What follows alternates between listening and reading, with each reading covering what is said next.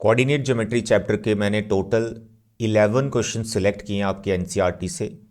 अगर आज के 11 क्वेश्चंस आप मेरे साथ अपने प्रैक्टिस कर लेते हो, इनको परफेक्ट कर लेते हो, मैं आपको इस चीज़ की श्योरिटी दे रहा हूँ, इन्हीं 11 क्वेश्चन में से आपको फाइनल एग्ज़ाम में क्वेश्चन मिलेगा इस चैप्टर का। चाहे वो केस स्टडी बेस्ड क्वेश्चन हो, या फिर कोई एमसीक्यू हो, या फिर लॉन्ग आंसर, या फिर 2 मार्कर 3 मार्कर, किसी भी सेक्शन से इस चैप्टर का क्वेश्चन आ रहा है तो अगर आप आज के 11 क्वेश्चंस परफेक्ट कर लेते हैं, क्वेश्चन कहीं से भी आ जाए, आप 101% क्वेश्चन बना लोगे। सिर्फ और सिर्फ आपको 11 क्वेश्चंस ही प्रैक्टिस करने हैं। Is it clear? अगर आपको ऐसा लगता है कि सर 11 क्वेश्चंस हमारे लिए बहुत कम है, हमें और भी क्वेश्चंस करने हैं, तो मैं हर वीडियो लेक्चर में आपको बताता हूँ, मेरे बच्चे सैम्पल क्वेश्चन पेपर की प्रैक्टिस करो। आपने कोई बुक परचेज कर रखी है जिसमें मिनिमम 15 सैम्पल क्वेश्चन पेपर होते हैं, उसको प्रैक्टिस करो। उन सभी पेपर्स को टाइमिंग सेट करके प्रैक्टिस करो बार बार। एक सैम्पल पेपर में 20 एमसीक्यूज होते हैं, अगर आप 15 सैम्पल पेपर कर रहे हैं, इस तरह से आपके 300 एमसीक्यूज प्रैक्टिस हो जाते हैं। लेकिन इन सब का जो बेस होता है, चाहे आप एमसीक्यूज कर रहे हैं, सेक्शन बी कर रहे हैं, लॉन्ग आंसर कर रहे हैं, केस स्टडी कर रहे हैं, इन सब का जो बेस है, जहां से आप सीख के सैंपल क्वेश्चन पेपर कर पा रहे हो, दैट इज एनसीईआरटी। अगर एनसीईआरटी के क्वेश्चन आपको नहीं आते हैं तो मैं तो यही सजेस्ट करता हूं, पहले अपनी एनसीईआरटी परफेक्ट कर लो, इतनी परफेक्ट कर लो आपको हर एक एक्सरसाइज के क्वेश्चन का आंसर भी याद हो जाए कि इसका आंसर ये निकलता है। इस तरह से एनसीईआरटी को परफेक्ट करनी है, क्योंकि अगर आपका बेसिक मैथ्स है, ये मैं आपको बता दूं, 100% आपका पेपर एनसीईआरटी से बनता है, और जिनका स्टैंडर्ड मैथ्स है उनका लगभग 95% पेपर एनसीईआरटी से बनता है। तो इसलिए एनसीईआरटी के साथ नो कॉम्प्रोमाइज, पहले एनसीईआरटी परफेक्ट करनी है। तो मैं यहां पर अपने चैनल के थ्रू आपको पूरा मैथ्स पढ़ा रहा हूं, आपके मैथ्स की रिस्पॉन्सिबिलिटी मेरी है। मैं यहां पे जो जो चैप्टर करवा चुका हूं मैं आपको बता दूं, और आज हम कोऑर्डिनेट ज्योमेट्री की शुरुआत कर रहे हैं और सिर्फ 11 क्वेश्चंस करने। ये बच्चे हर एक चैप्टर की वेटेज है जो फाइनल एग्जाम में रहेगी, यही वेटेज रहेगी हर एक चैप्टर की। ये प्रीवियस ईयर जो आपका एग्जाम हुआ था वहीं से ये मैंने बनाई, और इस साल भी सेम ही वेटेज है, कोई इसमें बदलाव नहीं है। तो मैंने जो चैप्टर्स करवा दिए हैं प्लीज़ आप ध्यान से देख लें। सबसे पहले मैंने सरफेस एरिया वॉल्यूम करवाया, जिसका जो वेटेज है दैट इज 5 मार्क्स। ठीक है, सरफेस एरिया वॉल्यूम 5 मार्क्स। फिर मैंने एरिया रिलेटेड टू सर्कल करवाया, 5 मार्क्स, 10 हो गए। उसके बाद मैंने आपका एपी करवाया, एपी 4 मार्क्स। एपी के बाद आपका ट्रिग्नोमेट्री हो गया 6 मार्क्स, और एप्लीकेशन ऑफ ट्रिग्नोमेट्री भी हो गया। ये 5 चैप्टर्स में आपको कंप्लीट करवा चुका हूं। आप इनका टोटल देख लीजिए कितने मार्क्स का आप परफेक्ट कर चुके हैं। मेरे बच्चे 6 और 4 10, 5 ऊपर 10, 26 मार्क्स। 26 marks sure short. जो क्वेश्चंस मैंने करवाए एनसीईआरटी के, जहां फिर कोई एक्स्ट्रा करवाया है, उनको परफेक्ट कर लो। अगर वो परफेक्ट हैं तो 100% आप फाइनल में इन चैप्टर्स के क्वेश्चंस बनाओगे। पूरा सिलेबस करवा रहा हूं, एंड तक आपके साथ रहूंगा। आज कोऑर्डिनेट ज्योमेट्री है, उसका जो वेटेज आप देख सकते हैं, इसका भी वेटेज 6 मार्क्स का है। तो यानी आज का लेक्चर के बाद 32 मार्क्स आपके कंफर्म है। तो जो बच्चों को लगता है हमारा मैथ्स फेल हो जाएगा, हमारे बहुत कम स्कोर आ जाएंगे, अरे भाई पहले 32 मार्क्स का परफेक्ट तो करो, फिर देखो आप कोई सैम्पल क्वेश्चन पेपर करोगे तो इन चैप्टर्स के क्वेश्चन बड़े आराम से आप बना रहे होंगे। सो माय डियर स्टूडेंट्स, जल्दी से नोटबुक और पेन लेके आ जाओ और मेरे साथ कोऑर्डिनेट ज्योमेट्री के 7 क्वेश्चंस प्रैक्टिस करो। ओके, तो इसके लिए पहले आपको इसके जो कॉन्सेप्ट है बेसिक, वो आपको समझ में आने चाहिए। बेसिक फॉर्मूले जो है सीबीएसई के अकॉर्डिंग दो ही आपको प्रिपेयर करने होते हैं 10th क्लास में कोऑर्डिनेट ज्योमेट्री के। पहला है आपका distance formula. You must know what is distance formula. बच्चे डिस्टेंस फॉर्मूला रहता है, 2 पॉइंट है एक प्लेन में, आपको उनके बीच में डिस्टेंस निकालना है।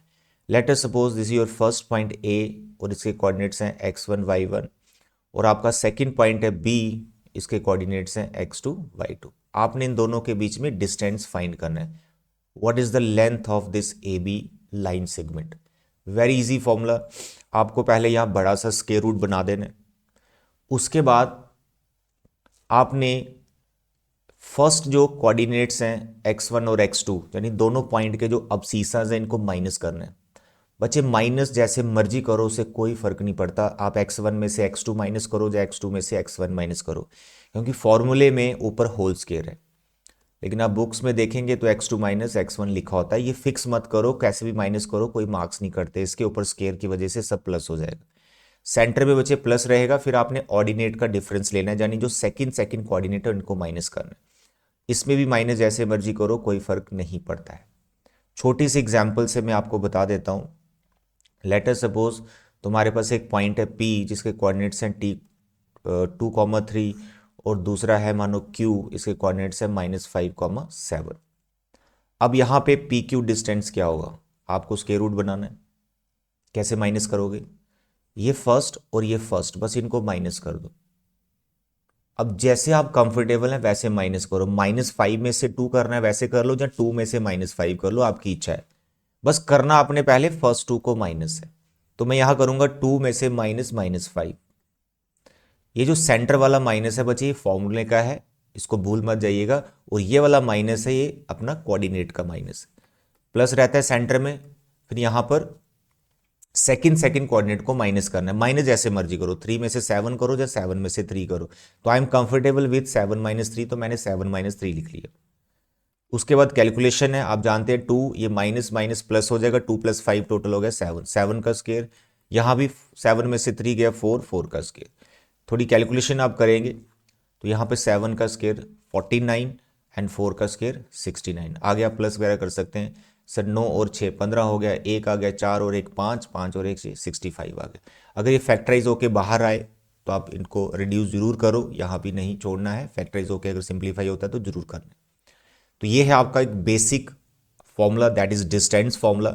इस पे बेस्ड बहुत सारे क्वेश्चंस बन जाते हैं। जैसे 4 क्वेश्चन आपके ट्राइंगल्स के बन जाते हैं।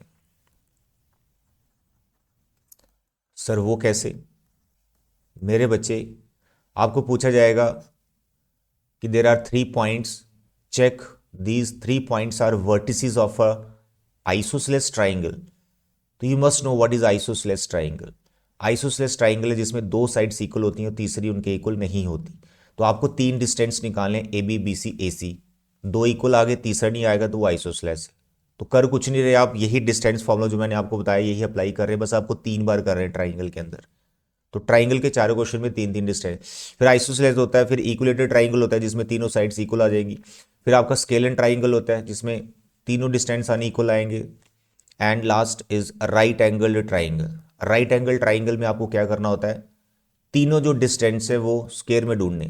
AB square, BC square, AC square. जब आप स्क्वायर में डिस्टेंस ढूंढ रहे हैं तो फॉर्मूले में आप रूट नहीं लिख रहे, स्क्वायर रूट लिखने की जरूरत नहीं है, क्योंकि आपने यहाँ पे स्क्वायर लिखा हुआ है, यहाँ फिर स्क्वायर रूट नहीं लिखते। तो तीनों डिस्टेंस आपने स्क्वायर में ढूंढने हैं। फिर किन्हीं 2 का सम अगर तीसरे के इक्वल आ रहा है तो मतलब पाइथागोरस सेटिस्फाई हो रही है, तो फिर वो राइट ट्राइंगल के वर्टिसेस हो जाएगी। तो ये क्वेश्चन बहुत बेसिक और इजी वाले क्वेश्चंस हैं, ये करने की ज़रूरत नहीं है। ये एग्जाम में आएंगे, आप डायरेक्ट भी कर सकते हो, डिस्टेंस फॉर्मूला लगाना है। जो करने वाले हैं वो मैंने सिलेक्ट किए हैं 11 क्वेश्चंस, वो आप देखो ध्यान से, तो ये वाले सब बन जाते हैं। फिर 4 क्वेश्चन बच्चे क्वाड्रिलेटर पे रहते हैं। तो क्वाड्रिलेटर की आपको नॉलेज होनी चाहिए, जैसे स्क्वायर एंड रोम्बस। अब स्क्वायर एंड रोम्बस में क्या होता है, दोनों की साइड्स इक्वल होती हैं। स्क्वायर की भी all sides are equal, rhombus की भी ऑल साइड्स इक्वल। लेकिन कैसे प्रूव करोगे कि स्क्वायर कौन सा है, रोम्बस को? तो फिर इसके लिए हमें डायगोनल का लेंथ निकालना पड़ता है।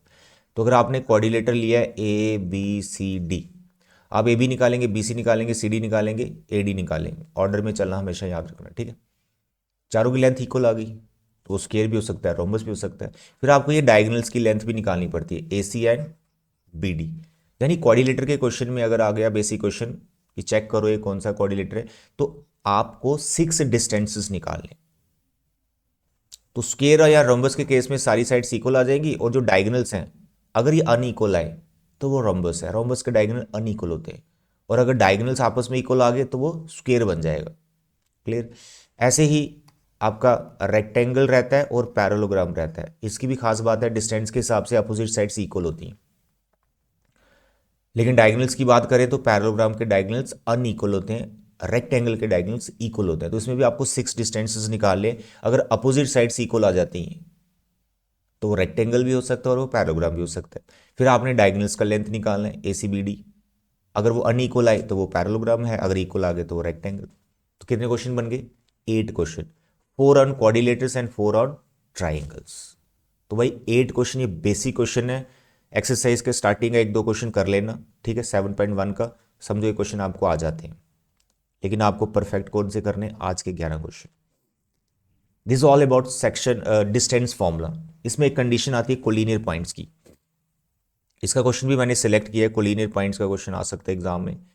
कोलिनियर पॉइंट्स की क्या कंडीशन होती है कि let us suppose you have 3 points A B and C. पूछ लेगा यार ये पॉइंट्स कोलिनियर हैं या नहीं, क्या करना है आपको? तीनों डिस्टेंस निकालने हैं पहले तो, बिना सोचे समझे। A B B C A C distance formula लगा के निकाल दिए तीनों डिस्टेंस। फिर आप देखेंगे किन्हीं दो का सम, ए बी या बी सी भी हो सकता है, वो तीसरे के इक्वल आ रहा होगा। ए बी ए सी भी हो सकता है, बी सी ए सी भी हो सकता है, मतलब sum of any two is equal to third one. Square नहीं है इसके ऊपर। अगर इन तीनों पे मैं स्क्वायर लगा दूं तो वो आप पाइथागोरस थ्योरम कर रहे हो, यहां बिना स्क्वायर के। तो दो का सम तीसरे के इक्वल आ रहा है, इसका मतलब वो कोलिनियर पॉइंट्स है। ये कंडीशन होता है कोलिनियर पॉइंट्स का, ध्यान में रखिएगा, ठीक है। I hope it is clear. So my dear students, this is about distance formula. बहुत सारे क्वेश्चंस आपको बता दिए। 8 क्वेश्चन मैंने ट्राइंगुलर कोऑर्डिनेटर और एक कोलिनियर का, अगर 9 क्वेश्चन टोटल आपको बता दिए बेसिक वाले। इसके बाद जो मोस्ट इंपॉर्टेंट है, जिसका 100% क्वेश्चन एग्जाम में आना ही आना है, that is section formula. Section formula apply करने में बच्चे कई बार बड़े कंफ्यूज हो जाते हैं। कंफ्यूज बिल्कुल नहीं होना, मेरे लेक्चर के नोट्स बनाओ, बड़े आराम से आप सेक्शन फॉर्मूला अप्लाई कर पाएंगे। My dear students listen, section formula कहता क्या है? कहता है कि अगर आपके पास एक लाइन सेगमेंट है ए बी और इसके आपको एंड पॉइंट्स पता चल गए, ये हो गया x2 y2। डिस्टेंस फॉर्मूला क्या कहता है? इसका लेंथ निकालो, समझ में आ गया। सेक्शन फॉर्मूला में एक नई चीज आ गई, क्या? एक तीसरा पॉइंट आ गया जो इस ए बी को डिवाइड कर रहा है। देखो दो पार्ट्स बना दिए, एक ए पी और एक पी बी। अब जब ये डिवाइड कर रहा है पी पॉइंट ए बी को, तो किसी रेशो में डिवाइड कर रहा है। लेट अस सपोज यहां पर एम पार्ट आ गए ए पी की तरफ और पी बी की तरफ एन पार्ट आ गए, यानी टोटल इसके पार्ट्स बने एम प्लस एन। जैसे मानो आपके पास 20 रुपए है यार, 15 रुपीज आपके हिस्से आ गए, 5 रुपए किसी के हिस्से चले गए, 20 का डिवीजन हो गया। ऐसी लाइन सेगमेंट इसका कुछ टोटल लेंथ है, जो टोटल लेंथ है एम प्लस एन है, ऐसा मान लो। तो एम पार्ट ए पी के हिस्से चले गए, एन पार्ट पी बी के हिस्से चले गए, ऐसा मान सकते हैं। जब बेसिक आप यही रखो यार, इसका रेशो जो बना दिया एम अपॉन एन बना दिया। तो हुआ क्या, इस पी ने सेक्शंस बना दी, इसलिए इसका नाम सेक्शन फॉर्मूला है। जो पी है वो ए बी पे दो सेक्शंस बना देता है, ए पी अलग पी बी अलग। आपको बताना है जिस पी ने ए बी को डिवाइड किया, इसमें जो सेक्शंस दो बनाई, बताइए इस पी के कोऑर्डिनेट्स क्या है। जैसे ए के दिख रहे हैं, बी के दिख रहे हैं, पी के नहीं दिख रहे, तो पी के कोऑर्डिनेट्स को ढूंढना है। इसका प्रूफ वगैरह एग्जाम में नहीं आता है। प्रूफ अगर करना है, मैंने करवा रखा है, लास्ट ईयर का वीडियो देखना, उसमें मैं डिटेल में पढ़ा रखा है। यहाँ प्रूफ की कोई ज़रूरत नहीं है। फाइनल में बहुत कम दिन बचे हुए हैं, आपको नोट्स बनाने जो मैं आपको बता रहा हूँ, फिर उनको बार बार रिवाइज करना। मेरे प्यारे और दुलारे बच्चों ध्यान से सुनो। कोऑर्डिनेट्स ऑफ पी, पी के कोऑर्डिनेट्स निकालने, क्या फंड है? ये जो ए पी है लेफ्ट वाला पार्ट, इसको आपने राइट वाले कोऑर्डिनेट से मल्टीप्लाई कर, यानी एम लेफ्ट वाला पार्ट है और ये बी राइट साइड में बैठाया, लेफ्ट को राइट से मल्टीप्लाई करना है।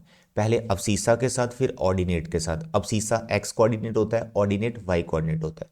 तो एम इंटू एक्स टू करेंगे आप, बीच में प्लस रहता है, इन जनरल प्लस रखना है। इन जनरल कोऑर्डिनेट का कोई साइन माइनस का आ जाए तो फिर हो जाएगा, नहीं तो इन जनरल ये प्लस है। एम एक्स टू प्लस, फिर ये वाला जो राइट वाला पार्ट है, ये लेफ्ट वाले कोऑर्डिनेट से इनटू करना है।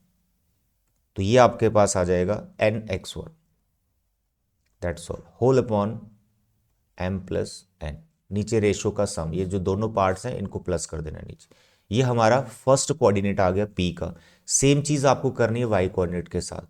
तो यहां पर अब ये इससे मल्टीप्लाई हो जाएगा, तो आएगा एम वाई टू प्लस, और ये वाला फिर इससे भी इंटू हो जाएगा, it is N Y one whole upon M plus N. जो आपको दिख रहा है इसी को सेक्शन फॉर्मूला कहते हैं। इसके डिफरेंट डिफरेंट केसेस भी होते हैं। ये जो केस आप 10th में पढ़ते हो इसको बोलते हैं इंटरनली डिवाइड कर रहा है पी ए बी को, इंटरनली केस है, इंटरनली डिवाइड कर रहा है। एक एक्सटर्नली का केस भी होता है जो आपके सिलेबस में नहीं है, आप 11th में पढ़ोगे। और एक होता है मिड पॉइंट फॉर्मूला, यानी जो पी है वो इक्वल पार्ट्स में डिवाइड कर देता है, that is called mid point formula. Mid point formula. तो मिड पॉइंट फॉर्मूले में क्या होता है, ये इंटरनली का ही पार्ट है। मिड पॉइंट फॉर्मूले में क्या होता है, जो पी के कोऑर्डिनेट्स है वो आप डायरेक्ट लिख सकते हो, आते वो सेक्शन फॉर्मूले से ही है, क्योंकि उसमें रेशो बन जाता है 1:1। ए पी और पी बी दोनों इक्वल है, तो सब सिंप्लीफाई करके मिड पॉइंट के केस में जो मिड पॉइंट के कोऑर्डिनेट्स होंगे वो क्या होंगे, अब सीसा का एवरेज, ऑर्डिनेट का एवरेज बोले तो पहला पहला कोऑर्डिनेट प्लस करना है, 2 से डिवाइड कर देना है, दूसरा दूसरा कोऑर्डिनेट प्लस करना है, 2 से डिवाइड कर देना है। ये है आपका mid point formula, that's all. तो सीबीएसई कहती है डिस्टेंस फॉर्मूला, सेक्शन फॉर्मूला और मिड पॉइंट फॉर्मूला, बस 3 पे ही क्वेश्चंस आपको पूछे जाएंगे। अब बहुत से बच्चों के माइंड में कंफ्यूजन होती है, सर क्या हमें सेंट्रोइड फॉर्मूला करना चाहिए। मैं आपको बता रहा हूँ सेंट्रोइड फॉर्मूला करने की कोई ज़रूरत नहीं है।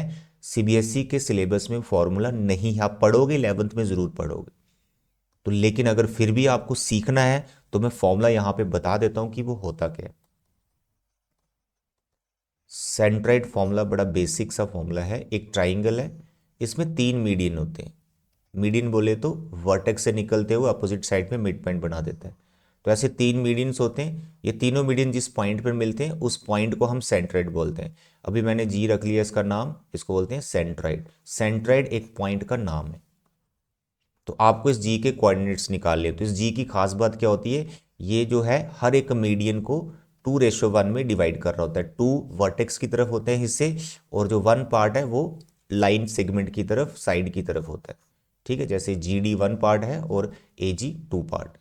ये पॉइंट की प्रॉपर्टी है, खासियत है सेंट्राइड की, हर एक मीडियन को 2:1 में डिवाइड करता है।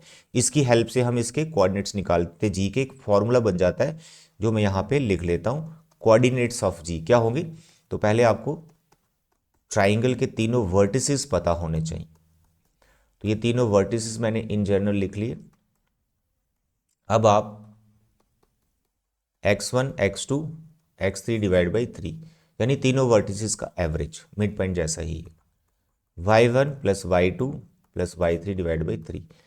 जो फर्स्ट कोऑर्डिनेट्स हैं अब सीसाज, उनका एवरेज, एंड ऑर्डिनेट्स हैं जो उनका average, that's all. This is centroid formula, याद रख लो, लिख लो, आया तो थोड़ा हेल्प करेगा आपको, ये आने के चांसेस ना के बराबर।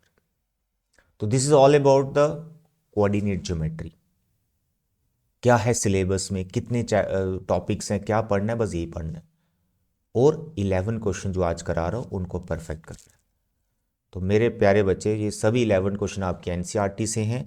कुछ क्वेश्चंस 5 के, क्वेश्चन 5 और 6 फर्स्ट एक्सरसाइज के हैं, और 5 या 6 आपकी सेकंड एक्सरसाइज के हैं। टोटल आपके 11 क्वेश्चंस बनेंगे। तो यहाँ पर इंक्लूडिंग एग्जाम्पल सब मैंने मैनेज किया है। तो जैसे देखें एग्जाम्पल 5 आपकी एनसीईआरटी की है 7.1 की, ये देखें, ये करेंगे। कह रहे find a point on Y axis. देखो पहली स्टेटमेंट है, जो पॉइंट है वो वाई एक्सिस पे बैठा हुआ है, तो आपको सबसे पहले इस पॉइंट को लेट कर लेना। Let the point on Y axis, मतलब जिस पॉइंट को आपको ढूंढना है वो वाई एक्सिस पे बैठा हुआ है, तो उसका नाम हमने पी रखा, क्योंकि ये वाई एक्सिस पे बैठा है तो उस टाइम पे इसका एक्स कोऑर्डिनेट 0 होगा और वाई कोऑर्डिनेट की कुछ वैल्यू होगी। अभी फिलहाल उसको वाई मान लेते हैं, इसी वाई को आपको ढूंढना है। इसमें अच्छी बात क्या है कि आपको पता है वो कहाँ बैठा हुआ है, उसकी मदद से आपको एक्स कोऑर्डिनेट इसका मिल भी गया 0। अब आपको वाई ढूंढना है, अभी मिल जाएगा, लेकिन इसकी कंडीशन क्या है ढूंढने की, कह रहा है which is equidistant from the points A and B. तो ये जो P है A और B से समान दूरी पर है, तो आप गिवन पॉइंट्स भी लिख लेंगे, A 6 5 और B है -4 3। जो P है A और B से समान दूरी पर है, इक्यू डिस्टेंस पर है, मतलब अगर मैं A और P का डिस्टेंस निकालता हूँ और B और P का डिस्टेंस निकालता हूँ, यानी P पॉइंट का मैंने डिस्टेंस निकाला A और B से अलग अलग, इन दोनों को आप इक्वल लेके चल सकते हो, क्योंकि एक कंडीशन है, इट इज गिवन कि P is equal distance from 2 points A and B, बस ये कंडीशन होता है। जब दोनों डिस्टेंस आप इक्वेट कर रहे हो तो इट इज बेटर कि आप इसमें दोनों तरफ स्केयरिंग पहले ही कर लो, ताकि आप कैलकुलेशन से थोड़ा सा बच पाओ, टाइम सेव हो जाए। स्केयर रूट लिखने की अब जरूरत नहीं पड़ेगी क्योंकि हमने स्केयरिंग पहले ही कर दिया, रूट हमारे कैंसिल हो चुके हैं डिस्टेंस फॉर्मूले के लिए। तो अब मैं ए पी को ढूंढूंगा। तो ये मेरा बच्चे ए है, ये मेरा पी है। डिस्टेंस फॉर्मूला लगाऊंगा, पहले में से पहला माइनस करेंगे 6 माइनस 0, और दूसरे में से दूसरा माइनस करेंगे। फिर बीपी, पहले में से पहला माइनस करेंगे और दूसरे में से दूसरा माइनस करेंगे, और इसको सिंप्लीफाई कर देंगे। 6 माइनस 0 6 होता है, 6 का स्क्वायर इज 36। इसका देखो होल स्क्वायर भी ओपन कर सकते हैं, इनको ट्रांसफर करके कंबाइन करके भी सिंप्लीफाई कर सकते हैं, ए स्क्वायर माइनस बी स्क्वायर। लेकिन कई बार कंफ्यूजन होती है तो थोड़ा बच्चों को हैप्चुअल होते हैं इसका होल स्क्वायर ओपन करने में, तो वही करो आप, इट इज़ बेटर ऑप्शन। तो ए स्क्वायर बी स्क्वायर 2ab ये आइडेंटिटी, 0 + 4 4 का स्क्वायर इज 16। यहाँ भी आ गया A square B square and 2ab 6y। फिर जो टर्म्स कैंसिल हो रही हैं वो आप कर लो, दोनों तरफ हैं सेम है, उनको कैंसिल कर सकते हो। तो मेरे बच्चे यहाँ पर बचा -10y और यहाँ बचा -6y, ये दोनों एक तरफ ले जाओ और बाकी नंबर सारा उधर ले जाओ। 16 और 9 ये 25 हो गया, यहाँ पर ये है दोनों, तो ये दोनों उधर जाएंगे तो -25 और -36 हो जाएगा, ये दोनों कैंसिल हो जाएंगे। 10 में से 6 गया, -4y, यहाँ पे बचा -36, y आ गया बचे 9। तो जो आपको रिक्वायर्ड पॉइंट चाहिए था वाई एक्सिस के ऊपर, वो आपका क्या था 0, y। पहला तो 0 है, y देखो आपने अभी क्या निकाला 9। That's all, very very important question, ठीक है। एमसीक्यू में आ सकता है, थोड़ी स्पीड बना लेना, मैं तो समझा रहा हूँ टाइम लग रहा है लेकिन बहुत जल्दी क्वेश्चन हो जाता है। Example number 4, you can read, find the relation between x and y such that the point this is equi distance from this and this. Same condition है, जो p है x y है उसको p रख लो, और जो दूसरे दो पॉइंट है उनका नाम a और b रख लो, ठीक है। नेमिंग कर ली, कंडीशन है ये वाला पॉइंट इन दोनों से समान दूरी पर है जैसा भी था, तो फिर आप लिखेंगे A P is equal to B P, यहाँ करेंगे आप A P square is equal to B P square. I hope आप इसको कर लेंगे। इसमें कोई वैल्यू कुछ नहीं निकालना, एक्स वाई में एक इक्वेशन आएगी, जो भी इक्वेशन आएगी वो बना के छोड़ देना। लीनियर इक्वेशन आएगी, लीनियर इक्वेशन, ठीक है, वो लीनियर इक्वेशन में छोड़ देना, क्वाड्रेटिक वगैरह सब कट जाएगा, square X square Y square cut जाएगा। आई होप आप ये कर सकते हैं, नॉर्मली डिस्टेंस फॉर्मूला लगाना है। मेरे बच्चे एग्जाम्पल्स मैंने दो ही सिलेक्ट किए हैं, वेरी इंपॉर्टेंट, दोनों अच्छे से कर लेना। सिमिलर आपको एक्सरसाइज में भी मिलेंगे क्वेश्चन, वो भी कर सकते हो, ठीक है। एक्सरसाइज के मैंने सिमिलर नहीं रखे क्योंकि एक ही टाइप के हैं, तो आप एग्जाम्पल्स करो, वो वाले आप प्रैक्टिस कर सकते हो। Question number 3, determine if the points are collinear. आ गया कोलिनियर का क्वेश्चन, इसके आने के चांसेस बहुत ज़्यादा है। कोलिनियर पॉइंट्स को ज़रूर सीखो, एग्जाम में पूछा जाएगा, मुझे ऐसा लग रहा है इस बार, ठीक है। तो यहाँ पे जो 3 पॉइंट्स हैं इनको कोलिनियर के लिए चेक करना है, तो मैंने कंडीशन आपको लिखवा दी है कि कोलिनियर पॉइंट्स कैसे चेक किए जाते हैं। पहले मैंने इनकी नेमिंग कर ली, आपको 3 डिस्टेंस निकालने, सिंपल, ए बी, ये आ गया स्क्वायर रूट, सर 2 में से 1, 5 में से 3। देखो क्या कर रहा हूँ मैं, पहले में से पहला कोऑर्डिनेट माइनस कर रहा हूँ और दूसरे में से दूसरा कोऑर्डिनेट माइनस कर रहा हूँ और ऊपर स्क्वायर डाल रहा हूँ। माइनस जैसे मर्जी करो, वो आपकी इच्छा है। 2 में से 1 गया 1, 5 में से 3 गया 2, 5 में से 3 गया 2, 2 का स्क्वायर 4 और 1 5 आ गया, √5 आ गया। फिर हम निकालेंगे बी सी, ये बी और ये सी, इनको माइनस करेंगे, 2 - 2 +2 हो जाएगा ये, फिर ये 3, ये है -11, तो ये +11 हो जाएगा इसका स्क्वायर, 2 + 2 4, 4 का स्क्वायर 16, 11 और 3 14, 14 का स्क्वायर 196, इसको प्लस करेंगे, 6 6 12 1 9 और 1 10, 11 11 और 1 12, 212। फैक्टराइज करना है तो कर सकते हैं। ए सी में आ गया ये ए और ये सी, इनको माइनस करेंगे, 1 + 2 हो जाएगा 5 और ये 11 हो जाएगा, दैट्स ऑल। 2 का स्क्वायर 3, 3 का स्क्वायर 9 और ये 16, 16 का स्क्वायर होता है 256, ठीक है। तो मेरे बच्चे जब आप इनको प्लस वगैरह करोगे तो दो डिस्टेंसेस का सम तीसरे के इक्वल नहीं आएगा, आप कितना भी सिंप्लीफाई इसको कर लो। तो these points are not collinear, ये लिखना है। तो आपको चेक तो प्रॉपर करना ही पड़ेगा, ठीक है। तो ये बन गया 265। ये इनको फैक्टराइज करके आप चेक कर ले, दो का सम अगर तीसरे के इक्वल आ रहा है तो कोलिनियर लिखना, अगर नहीं आ रहा, तीनों केस आपने करके देख लिए तो वो नॉन कोलिनियर होगा। जो जो केस है वो मैं आपको बता देता हूँ। आपने चेक करना है ए बी और बी सी क्या ए सी के इक्वल आ रहा है, या फिर आपने चेक करना है ए बी प्लस ए सी क्या बी सी के इक्वल आ रहा है, या फिर आपने चेक करना है ए सी प्लस बी सी क्या ए बी के इक्वल आ रहा है। इसमें से कोई भी घटना घटित हो रही है तो ये तीनों पॉइंट्स कोलिनियर होंगे, नहीं तो ये कोलिनियर नहीं है। So very important question. Now ये 7.1 के क्वेश्चन चल रहे हैं, अब 7.1 का 8th क्वेश्चन आ गया।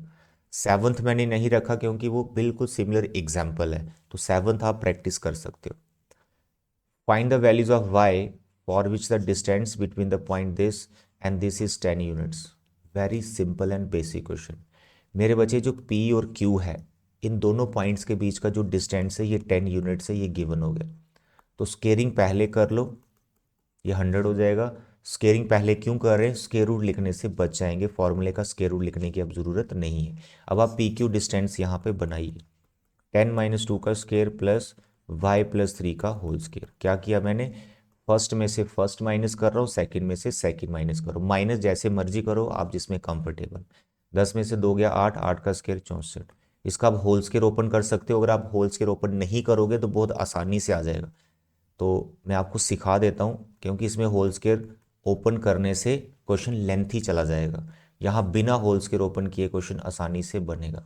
अगर आप होल स्केयर ओपन कर देते हैं कुछ नहीं होगा, क्वाड्रेटिक इक्वेशन बन जाएगी, बस इसको सॉल्व कर लेना मिडिल टर्म ब्रेक करके। बिना उसके भी कर सकते हैं जैसे मैं कर रहा हूँ। तो आपने क्या किया, यहाँ 100 में से 64 माइनस किया 36, तो y+3 को हमने ओपन नहीं किया था ना, तो ये स्केयर हम उधर ले जाएंगे, √36 हो जाएगा। यहाँ बाहर प्लस माइनस लिखना ना भूलें, 3 उधर गया तो +-6, तो दो ऑप्शन आ गए, -3 -6 -3 -6 -9 -3 प्लस दिस इट इज़ 3। तो y की दो वैल्यूज आई, तो कोई कोऑर्डिनेट्स नहीं है, सिर्फ y की वैल्यू निकालनी थी, निकाल के छोड़ दी। Now the question number 9th, Q is equidistant from P and R। देखो फिर equidistance वाला आ गया। This Q is equidistant from P and R। What it means? It means अगर मैं Q का P से डिस्टेंस निकालूं और Q का R से डिस्टेंस निकालूं तो ये दोनों इक्वल हैं, because Q is equidistant from P and R। Q P और R से समान दूरी पर है, तो QP is equal to QR। ये हो गया गिवन इंफॉर्मेशन। क्लियर, इसको कर दो स्केयरिंग बोथ साइड, तो आ गया QP square is equal to QR square. Now what is QP sir, distance formula, root मत लिखो क्योंकि स्केयरिंग पहले कर दिया है। ये Q है ये P है, लगाइए डिस्टेंस फॉर्मूला, 5 - 0 का होल स्केयर, इट इज 1 + 3 का whole square. QR, this is Q and this is R। इसको करो x - 0 का स्केयर एंड 6 - 1 का स्केयर।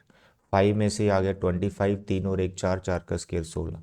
यहाँ पे आ गया x स्केयर, 6 में से 1 5 का स्केयर 25, 25 25 कट गया, x square is equal to 16। तो x आ गया आपका √16 विद प्लस माइनस, तो x इज इक्वल टू +-4। तो आपको क्या ढूंढना था, x की वैल्यूज ढूंढ ली। उसको कहता है also find the distance QR and PR। अब आप QR और PR निकाल लेंगे, आपको कुछ नहीं करना, बस इस R की जगह X के ऑप्शन बनेंगे। मैं यहाँ आपको बता देता हूँ कि जो आपका R है वो दो केस लेगा।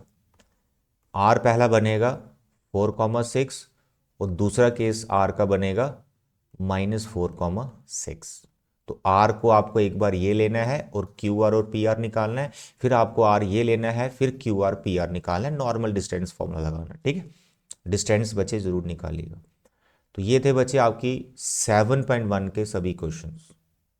अब आ गई आपकी 7.2 जिसमें सेक्शन फॉर्मूला है, जिसमें सबसे इंपॉर्टेंट क्वेश्चन एग्जाम्पल नंबर 8 है। सॉरी नॉट एग्जाम्पल 8, ये भी इंपॉर्टेंट है बट इसके बाद भी एक क्वेश्चन है, वो एग्जाम्पल लिए काफ़ी अच्छा है। अब देखो, find the coordinates of the points of the trisection. Trisection का मतलब होता है 3 equal parts of the line segment joining the points this and this. Diagram से समझाता हूँ मेरे बच्चे, आपके पास एक लाइन सेगमेंट है AB, ये ट्राइसेक्ट हो रही है। बाइसेक्ट का मतलब होता है 2 इक्वल पार्ट्स, ट्राइसेक्ट का मतलब होता है 3 इक्वल पार्ट्स। तो अगर इसको 3 हिस्सों में बांटना है तो इसके ऊपर आपको 2 पॉइंट मार्क करने पड़ेंगे। तो इसलिए मैंने इसके ऊपर 1 पॉइंट मार्क कर दिया P, एक कर दिया Q। तो ये 2 पॉइंट जो P और Q हैं, इन्होंने इसको ट्राइसेक्ट किया है। तो आपने P और Q के कोऑर्डिनेट्स को ढूंढना है। A के कितने हैं 2, -2, B के कितने -7, -4। A आ गया, B आ गया। अब आपको P और Q को ढूंढना है। Very simple. अब इसमें आपको करना कुछ नहीं है, आपको यहाँ पर पहले P के कोऑर्डिनेट्स ढूंढने या Q के ढूंढ लो। तो पहले मैं आपको P के कोऑर्डिनेट्स ढूंढ के बताता हूँ। तो मैंने अलग से फिर से डायग्राम बना लिया P। अब मुझे देखो, आप देखो इसको, ये 3 बराबर हिस्से हैं। तो अगर मैं P के लेफ्ट साइड देखूं तो 1 पार्ट है, और P के राइट साइड देखूं तो 2 पार्ट। तो यहाँ पे 2 लिखना है। मतलब P जो है पूरी AB को किस रेशो में डिवाइड कर रहा है 1:2। देखो रेशो निकाल दी। तो बस आपको नॉर्मली सेक्शन फॉर्मूला लगाना है। तो मेरे बच्चे, by section formula can you tell me the coordinates of P? क्या होंगे P के कोऑर्डिनेट्स मेरे बच्चे? अभी सेक्शन फॉर्मूला आपको समझाया, ये 1 इससे मल्टीप्लाई होगा, 1 × -7, बीच में प्लस फॉर्मूले का है। फिर ये 2 से इंटू होगा, 2 × 2 4, और नीचे रेशो का सम 1 + 2। बस ऐसे सेक्शन फॉर्मूला अप्लाई करना है। तो जो आपने एक्स कोऑर्डिनेट के साथ किया, सेम आपने वाई कोऑर्डिनेट्स के साथ करना है। कॉमा लगा लिया। अब वाई, अब ये 1 मेरा सेकंड कोऑर्डिनेट से इंटू होगा, यानी 1 × 4 4, बीच में प्लस फॉर्मूले का है। फिर 2 मेरा इस -2 से इंटू होगा, तो 2 × -2 -4, यहाँ पे -4 लिखना है, डिवाइड बाय 1 + 2। तो मेरे बच्चे 7 में से 4 गया 3 माइनस का, ठीक है, डिवाइड में 3। और यहाँ देखो 4 प्लस माइनस माइनस हो जाएगा, 4 - 4 0, 0/3 0, 0/3 जो कि 0। तो -1, 0। तो पहला जो पॉइंट आपका P है उसके कोऑर्डिनेट्स आ भी के।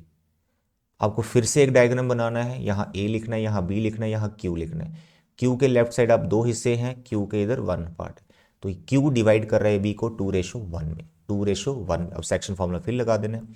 तो आप A के कोऑर्डिनेट्स लिखें पहले, 2 - 1। डायग्राम बनाए बच्चे आप, उसमें थोड़ा ईजी रहेगा आपको, हमेशा चेकर को भी ईजी रहेगा, इसलिए डायग्राम जरूर बनाया करो। -7, 4 लगाइए सेक्शन फॉर्मूला। ये 2 इधर जाएगा और ये 1 इधर जाएगा। Coordinates of Q what they are? ये 2 इधर जाएगा सर -14, ये 1 इससे मल्टीप्लाई होगा सर +2, नीचे रेशो का सम, कॉमा। फिर ये 2 4 से इंटू होगा सर 8, ये 1 -2 से इंटू होगा -2, नीचे रेशो का सम। 14 में से 2 गया -12, नीचे 3, 8 में से 2 गया 6, डिवाइड बाई 3। सिंप्लीफाई किया, -4 यहाँ पे 2, ये Q के कोऑर्डिनेट्स आ गए। That's all. काफ़ी अच्छा क्वेश्चन है, ट्राई सेक्शन वाला। Next, find the ratio. ऐसा कोई ही फाइनल एग्जाम होगा जिसमें ये क्वेश्चन ना आए हो। Find the ratio, find the ratio. अब बच्चे कहते हैं सर फाइंड द रेशो, तो जैसे आपने सुना ना फाइंड द रेशो, जैसे पढ़ रहे हो फाइंड द रेशो, तो आपको लिखना है लेट द रेशो बी। पहले रेशो लेट कर लो, केस टू वर्ड। अगर इतना भी लिख के आ गए ना तो आधा नंबर कन्फर्म है तुम्हारा कि रेशो लेट कर ली थी। Let the ratio be K is to 1। अब जो रेशो है वो कौन बना रहा है? In which the Y axis divides the segment joining the points this and this. यानी वाई एक्सिस डिवाइड कर रही है इन दोनों पॉइंट्स को ज्वाइन करके जो सेगमेंट आएगी, तो वाई एक्सिस के ऊपर वो पॉइंट बैठा हुआ, तो इसलिए वो पॉइंट को भी लेट करो। दूसरी बात, let the point of division which is on Y axis. जो पॉइंट ऑफ डिवीजन है वो वाई एक्सिस पे, उसका नाम P रखा, उसके कोऑर्डिनेट्स मैंने 0, y ले ली। दो चीज़ें तो आपकी लेट करने वाली, let the ratio and let the point which is on Y axis. अगर एक्स एक्सिस के ऊपर होगा तो x, 0 ले लेना, क्वेश्चन दोनों सिमिलर होते हैं, बस आपने कोऑर्डिनेट्स का ध्यान रखना है। वाई एक्सिस पे है तो 0, y लेना है, एक्स एक्सिस का डिवीजन है तो x, 0 लेना है। उसके बाद आपको डायग्राम बना लेनी है। अब डायग्राम में क्या करना है, आपको इन पॉइंट्स की नेमिंग कर लेनी। जैसे पहला पॉइंट है A, दूसरा पॉइंट है B, ठीक है, A एंड P। इसको डिवाइड कौन कर रहा है? P। इसके कोऑर्डिनेट्स क्या हैं? 0, y। रेशो हमने क्या लेट की? K/1। तो ये डायग्राम बना लेंगे तो आपका काम आसान हो जाएगा। तो मेरे बच्चे ये इससे इनटू होगा, ये इससे इनटू होगा, तो आपने लिखना है bye section formula, bye section formula. Coordinates आपको पी के ही निकालने हैं। पी के कोऑर्डिनेट्स क्या आएंगे सर, के गया -1 से, तो माइनस के 1 हो गया 5 से इनटू +5, नीचे रेशो का सम, के आ गया -4 के साथ, -4 के 1 आ गया -6 के साथ, डिवाइड बाई के +1। बताइए कोई प्रॉब्लम? जो के वाले क्वेश्चन होते हैं ना जिसमें रेशो को फाइंड करना और रेशो आप k/1 लेते हो, मेरे प्यारे बच्चे वो सबसे आसान होते हैं, क्योंकि देखो इसमें कैलकुलेशन कोई नहीं है, सिर्फ आपके के में डायरेक्ट कोऑर्डिनेट्स आ जाएंगे, नीचे हमेशा k+1 आएगा, ऊपर भी के में लीनियर आ जाएगा, तो ये ज़्यादा ईजी होते हैं, इसमें कैलकुलेशन कुछ नहीं होती। कैलकुलेशन अब होगी जब हम इसको कंपेयर करेंगे। मेरे बच्चे सुनो, ये आपने पी के कोऑर्डिनेट्स निकाले सेक्शन फॉर्मूले से जो कि इन टर्म्स ऑफ के निकले, और पी के कोऑर्डिनेट्स ऑलरेडी गिवन भी हैं। What are the coordinates of P? 0, y।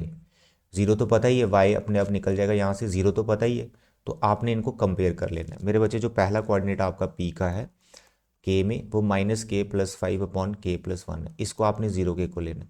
और दूसरा वाला जो कोऑर्डिनेट है वो -4k -6 है, -4k -6/k+1, इसको आपने y के को लेना है। जो दूसरा वाला आपने लिखा ना जिसको y के को लिया, यहाँ से k का वैल्यू नहीं मिलेगा आपको। k का वैल्यू हमेशा वहाँ से मिलेगा जब राइट साइड में कोई नोन नंबर लिखा हो, जैसे 0 लिखा ना, ये नोन नंबर है, यहाँ से ही k मिलेगा। अब इसको आप क्रॉस मल्टीप्लाई करेंगे, -k+5, ये फैक्टर जब 0 की तरफ मल्टीप्लाई होगा ये 0 हो जाएगा। बहुत से बच्चे गलती से यहाँ 1 लिख देते हैं, बच्चे 1 नहीं लिखना, यहाँ 0, यहाँ पे 0 आएगा, ठीक है। तो यहाँ से आपने k का वैल्यू निकाला 5, जो k का वैल्यू निकलता है वही रेशो होता है, क्योंकि आपने लेट कर रखा है k/1, तो यहाँ पे आ जाएगा 5:1, this is the required ratio. Clear है? अब आपको क्या निकालना है? पाई का वैल्यू, पॉइंट ऑफ डिवीजन, ठीक है। तो अब आप के का वैल्यू यहाँ पे पुट कर दीजिए जो कि 5 आया था। फ्रैक्शन आएगा तभी आप पुट कर सकते हैं, सिंप्लीफाई कर लेना मेरे बच्चे। मानो के का वैल्यू 3/7 आता तो रेशो 3:7 हो जाती, तो 3/7 आपने यहाँ पे के की जगह पुट कर देना और इसको सिंप्लीफाई कर देना, वाई निकल जाएगा। तो अभी फिलहाल आ गया -20 -6 divide by 6 equal to Y. Simplify किया, -26/6 कैंसिल किया, 13/2, तो आपका जो पॉइंट ऑफ डिवीजन आ गया वो आ गया 0, -13/2। This a point of division, ratio भी आ गई, पॉइंट ऑफ डिवीजन भी आ गया। Most important question of this chapter, coordinate geometry perfect करना आपको, ठीक है। सिमिलर क्वेश्चन आपको एक्सरसाइज में मिलेगा, लेकिन वो एक्स एक्सिस की डिवीजन है, दैट यू कैन मैनेज, ठीक है, उसको कर लेना। 10th क्वेश्चन एक्सरसाइज का, A B C and D are the vertices of a parallelogram taken in order, find the value of P. मेरे बच्चे सुनो ध्यान से, यहाँ कई बार ये क्वेश्चन स्ट्राइक नहीं करता, माइंड में हिट नहीं करता कि कैसे बनाना है। मेरे बच्चे पहले तो आप पैराग्राम बना लीजिए, इनके कोऑर्डिनेट्स लिख लीजिए, मतलब डायग्राम तो बनाओ, शुरुआत तो करो, अनअटेम्प्टेड नहीं ना छोड़ के आओ, अनअटेम्प्टेड छोड़ के आओगे तो गड़बड़ हो जाएगा, ठीक है। ये आपका पैरेललोग्राम आ गया। अब कैसे ये पी का वैल्यू निकलेगा, ये पी ढूंढना आपको। बहुत से बच्चे डिस्टेंस फॉर्मूला लगाते हैं, A B, B C, C D, D A कोशिश करते हैं, क्योंकि क्वाड्रिलेटरल वाले क्वेश्चन में मोस्टली आपने डिस्टेंस ही निकाले होते हैं 6, तो बच्चा सोचता है यार डिस्टेंस फॉर्मूला से बात बन जाएगी। नो नो नो, ये मिड पॉइंट फॉर्मूले का क्वेश्चन। इसमें आपको प्रॉपर्टी याद रखनी है, जो हमारे क्वाड्रिलेटरल हैं, चाहे वो स्क्वायर हो, रम्बस हो, पैराग्राम और रेक्टेंगल, उनके डायगोनल्स आपस में बाइसेक्ट होते हैं। यानी अगर यहाँ पर मैं इस पॉइंट का नाम ओ रखता हूँ तो O is mid point of A C, O is also mid point of B D. तो यहाँ पर आपको सिर्फ ये लिखना है सोल्यूशन में, एज वी नो, डायग्राम बनाई होनी चाहिए, as we know diagonals of a parallelogram bisect each other. ये दोनों बाइसेक्ट करते हैं, ये लिख के फिर आपको लिखना है, अगर ये बाइसेक्ट कर रहे हैं तो जो ए सी डायगोनल का मिड पॉइंट होगा वही तो बी डी का मिड पॉइंट ऑफ होगा। तो mid point of A C is equal to mid point of B D. A C का मिड पॉइंट अब आप निकालो, ए सी का मिड पॉइंट कैसे निकलेगा? मिड पॉइंट फॉर्मूले से, ये बचे ए है, ये बचे सी है, तो मिड पॉइंट निकालेंगे, फर्स्ट कोऑर्डिनेट को प्लस करेंगे डिवाइड बाई 2, सेकंड को प्लस करेंगे डिवाइड बाय 2, और बी डी का भी ऐसे निकलेगा, ये बी डी है, फर्स्ट को प्लस करेंगे डिवाइड बाई 2, सेकंड को प्लस करेंगे डिवाइड बाई 2। अब आप इनको कंपेयर कर सकते हैं। कंपेयर उसी को कीजिए जहाँ से पी लेना है। देखो मेरे बच्चे, ये दूसरा वाला यहाँ तो पी है ही नहीं, 4 और 1 5/2 आ जाएगा, वो भी 5/2 आ रहा है। इनको इक्वल ही आना होता है, अगर ये इक्वल नहीं आ रहे मतलब कहीं गड़बड़ हो रहा है। तो ये वैसे ही इक्वल है, आपको फर्स्ट वाला कंपेयर करना है जहाँ से पी मिलेगा। तो 9 + 6 डिवाइड बाई 2, ये आ जाएगा p + 8/2। तो डिवाइड में 2 वैसे ही कैंसिल हो रहा है, 9 6 15 आ गया, p + 8 तो p आपका 7 आ गया। तो आपको p निकालना था, दैट्स ऑल। ये भी अच्छा क्वेश्चन है, कई बार स्ट्राइक नहीं करता माइंड में, लेकिन ये प्रैक्टिस में रखिएगा। Now this was example 10th। Similar question exercise में भी है, वो प्रैक्टिस कर सकते हैं आप। Now the question number 7 exercise का, find the coordinates of a point A where A B is the diameter of a circle who centre is this and. ये हमने दिया था प्री बोर्ड में बच्चों को, बहुत से बच्चों को इसमें थोड़ी सी प्रॉब्लम आई थी। मेरे बच्चे ध्यान से समझो इस question. You have a circle और यहाँ पर बात हो रही है डायमीटर की, ए बी कोई डायमीटर है, तो यहाँ पर हमने डायमीटर बना दिया ए बी, और इसका यहाँ पे सेंटर है, इसका नाम ओ रख लेते हैं। तो ये बोल रहा है ए के कोऑर्डिनेट्स निकालो, ये रहा ए, इसके लेट कर लो x, y। उसका बी हमें दिया हुआ है 1, 4, और हमें सेंटर भी दिया हुआ है 2, -3। सेंटर के कोऑर्डिनेट्स पता है, डायमीटर के 2 एंड पॉइंट्स होते हैं, एक एंड पॉइंट के पता है और एक के मिसिंग है, तो आपको मिसिंग वाले के निकालने।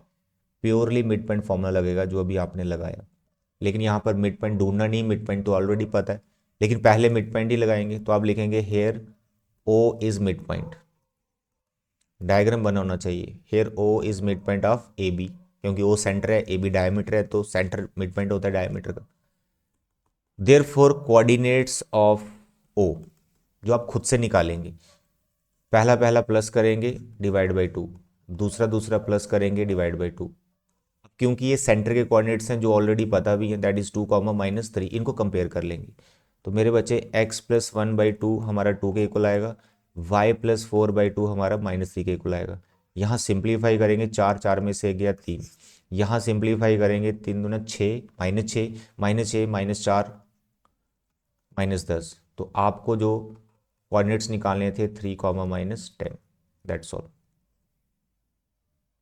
8th क्वेश्चन, ये भी अच्छा क्वेश्चन है, इंपॉर्टेंट क्वेश्चन है।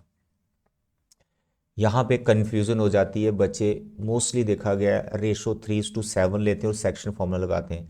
बच्चे आपको ये भी समझना है कि रेशो कौन सा रेशो लेना होता है सेक्शन फॉर्मूला लगाने के लिए। मेरे बच्चे, आपको जो रेशो लेना होता है उसमें अगर पी यहाँ पर है बीच में है ना, तो ए पी और पी बी का रेशो चाहिए। यहाँ पे जो रेशो दिया हुआ है ए पी और ए बी का दिया हुआ है 3/7, तो ए पी और पी बी का रेशो आपको बनाना पड़ेगा। तो यहाँ कोऑर्डिनेट्स लिख लेता हूँ, ए के ये हैं और बी के ये हैं। आगे कोऑर्डिनेट्स पी के कोऑर्डिनेट्स आपको फाइंड करने, find the coordinates of P, missing section formula लगे तो ए पी पी बी का रेशो ही नहीं है। तो आप देखो ए पी है 3/7 ए बी। अब इसका जो गिवन इंफॉर्मेशन है ना, इसका ये मतलब है ए पी के पास 3 हिस्से हैं और पूरी ए बी के पास 7 है। यानी इस ए बी को अगर 7 हिस्सों में बांटा जाए, 7 पार्ट्स में इसको डिवाइड किया जाए ए बी को, तो ए पी के हिस्से 3 आए हैं, तो पी बी के हिस्से कितने बचे, 4। तो रेशो डायरेक्ट मिल रही है 3:4। लेकिन कई बार क्या होता है, कन्फ्यूजन होती है, जब नहीं पता चलता, तो मैं कैलकुलेशन करके बता देता हूँ कि आपको ए पी और पी बी बनाना कैसे होता है। 7 इधर क्रॉस मल्टीप्लाई कर दिए 3, ए बी आपको चाहिए नहीं तो ए बी को ब्रेक कर दो, तो ए बी ब्रेक हो गई, A P + P B, bracket open करो, 3AP + 3PB, 7AP, 3AP इधर गया, 3PB, 7 में से 3 गया, 4AP, 3PB। अब AP के नीचे PB ले आओ और 3 के नीचे 4 ले आओ, रेशो बन गई। तो बस इस क्वेश्चन में खास बात यही है, ये रेशो का ही कन्फ्यूजन है।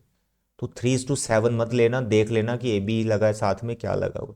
तो 3:4 है। अब आपको नॉर्मली सेक्शन फॉर्मूला लगाना है जो कि बहुत सिंपल है, दैट यू कैन अप्लाई। ये 3 इससे मल्टीप्लाई होगा, 3 2 6, 4 इससे मल्टीप्लाई होगा -8, नीचे रेशो का सम 3 + 4, ये 3 फिर से -4 से इंटू होगा, 4 3 12, 4 इससे इंटू होगा -8 डिवाइड बाई 3 + 4। अब आप इसको प्लस कर देंगे, 6 में से 8 गया 2, नीचे 7, 12 8 20, माइनस का नीचे 7। तो ये है कोऑर्डिनेट्स ऑफ पी। मेरे प्यारे और दुलारे बच्चे, next question number 9th, last question है ये। Yes, last question. तो 11 क्वेश्चन आपके कवर हो जाएंगे, ये भी काफ़ी इंटरेस्टिंग है। Find the coordinates of the points which divide the line segment joining A and B into 4 equal parts. अब क्या स्टोरी है इसमें, ए बी है, 4 हिस्सों में बढ़ रही है, अब 4 इक्वल पार्ट्स। ए है -2 2, बी है 2 8। अब 4 हिस्सों में बढ़ रही है तो कितने पॉइंट्स मार्क करने पड़ते हैं, 3। तो मेरे बच्चे 1 2 3, ये पी आ गई, क्यू आ गई, आर आ गया, A P P B Q R R B, ये 4 इक्वल पार्ट्स हो गए। तो आपको पी क्यू और आर के कोऑर्डिनेट्स फाइंड करने। मेरे बच्चे सुनो, इसमें आप अगर लेट अस सपोज पी को पहले ढूंढना चाहते हो तो आपको रेशो लेनी है 1:3। क्यू आर को उस टाइम पे भूल जाओ क्योंकि पी के इधर 3 हिस्से हैं, तो 1:3 आएगा। लेकिन अगर आप दूसरा कॉन्सेप्ट लगाते हैं कि पहले क्यू ढूंढते हैं, तो क्यू के इधर 2 हिस्से हैं, क्यू के इधर भी 2 हिस्से हैं, तो क्यू मिड पॉइंट हुआ। तो इट इज़ बेटर कि आप मिड पॉइंट फॉर्मूला लगाओ, कैलकुलेशन थोड़ी आसान होगी। क्योंकि रेशो लेंगे अगर आप 1:3, फिर उधर से भी 3:1 लेनी पड़ेगी, तो आपको टाइम ज़्यादा लगेगा। तो for this question I suggest you go for this Q point first. तो आप यहाँ पे डायरेक्टली लिख सकते हैं here Q is mid point of A B. तो कोऑर्डिनेट्स ऑफ क्यू आपके डायरेक्ट मिड पॉइंट फॉर्मूले से आ जाएंगे। पहला सम डिवाइड बाई 2, दूसरा सम डिवाइड बाई 2, ये 0 हो गया। 8 और 2 10, 10 बाई 2 5, तो क्यू के कोऑर्डिनेट्स निकल गए। अब क्योंकि क्यू के कोऑर्डिनेट्स आ गए 0,5, तो आप नोटिस करें P is a mid point of A Q. P is mid point of A Q. अब ए के पता है, क्यू के पता है, तो P के कोऑर्डिनेट्स आ जाएंगे। अब ए के क्या है ये, और क्यू के क्या है, पहला plus divide by 2, -2 + 0 divide by 2, -2 + 0 divide by 2। दूसरा क्या है 2 + 5 divide by 2, 2 + 5 divide by 2। Simplify करेंगे -1 आ जाएगा, 7/2 आ गया। पी के कोऑर्डिनेट्स आ गए। फिर आप लिखेंगे here R is mid point of Q B, R is mid point of Q B.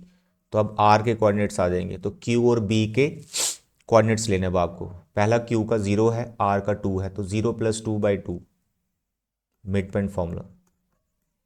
दूसरा इसका 5 है, उसका 8 है, 5 + 8 डिवाइड बाई 2, ये 1 आ जाएगा, 13/2। That's all. 3 पॉइंट्स जो इसको 4 इक्वल पार्ट्स में डिवाइड कर रहे थे, मिड पॉइंट फॉर्मूले से बात बन गई। मेरे बच्चे ये थे आज के मोस्ट इंपॉर्टेंट 11 क्वेश्चंस। अच्छे से कर लेते हो, कोऑर्डिनेट ज्योमेट्री की बात बन जाएगी। तो अभी फ़िलहाल इतने ही करने आपको। नेक्स्ट चैप्टर में आपका स्टैट स्टार्ट करने वाला हूँ, दैट इज़ वेरी इंपॉर्टेंट। ठीक है, इसको भी 1 शॉट में या फिर 2 लेक्चर में मैं आपको कंप्लीट करके दे दूंगा।